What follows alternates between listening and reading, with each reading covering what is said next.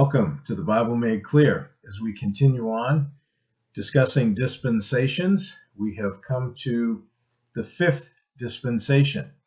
This is called the dispensation of law, or the law of Moses, as many know it. So this dispensation was given to the Jews through Moses some 600 years after the promise to Abraham. So this is the same nation. However, this is now a conditional covenant.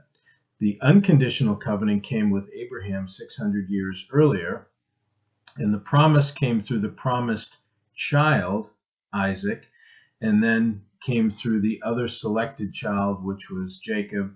He had 12 children, which fathered the 12 tribes, and then these tribes ended up down in the land of Egypt for 400 years. And then God used Moses to redeem them out.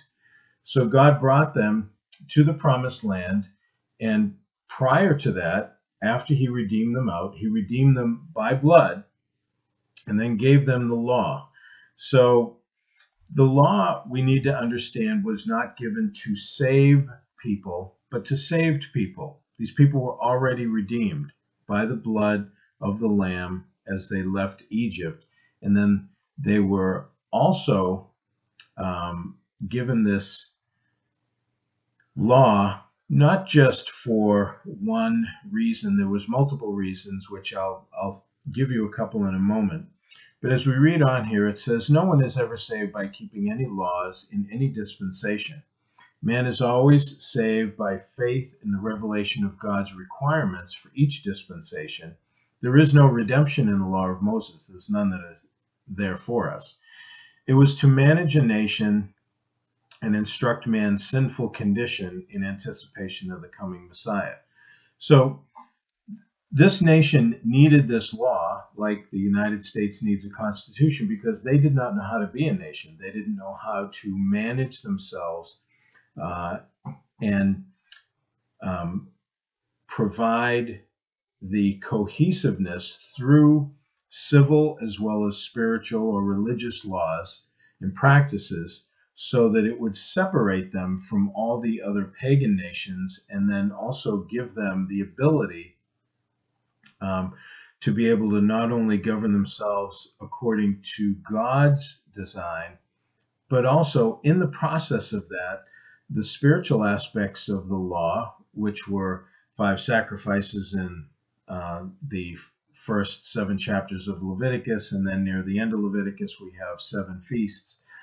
The sacrifices were given so that the Jews would know how to approach God, and then this is how they were sanctified or set apart.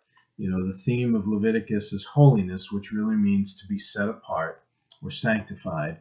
And later on in Leviticus, it was the feasts, the 7 of them, that were practiced by the nation annually, that enabled them to abide within the structure of the law and keep covenant as a nation with God. So the law of Moses provided many aspects, and at the same time, it taught them through the sacrificial system that they needed to have a sacrifice for their sins. It taught them that they were sinners, that they could not keep all the laws, hence the need for the sacrifices. And then when the Messiah would come, it would have prepared them for it. This is what Paul teaches in the book of Galatians. So a number of reasons for the law: teaching us about our sin, managing a nation. I mean, it managed the nation down to what they ate and could not eat for food, how they dressed, how they managed their relationships with one another in business and in civil relationships. It managed everything. So God left nothing to chance, because he was separating his people, not isolating, but separating his people from all the other tribes, pagan nations that they would have to deal with. And God needed to have them deal differently according to God's design and leadership, as opposed to just mimicking the cultures that were around them. But God wanted them to be able to have contact with these nations without contamination, the same as a Christian today. So he was not teaching isolation. That's not what the intent of the law was. It was, and Christianity, it's not, isolation is not the intent. We're supposed to have an integration with the world, and the Jews were supposed to have an integration with pagan nations to reach them, but at the same time, they were not supposed to be contaminated by them. So hopefully this has been instructive to you.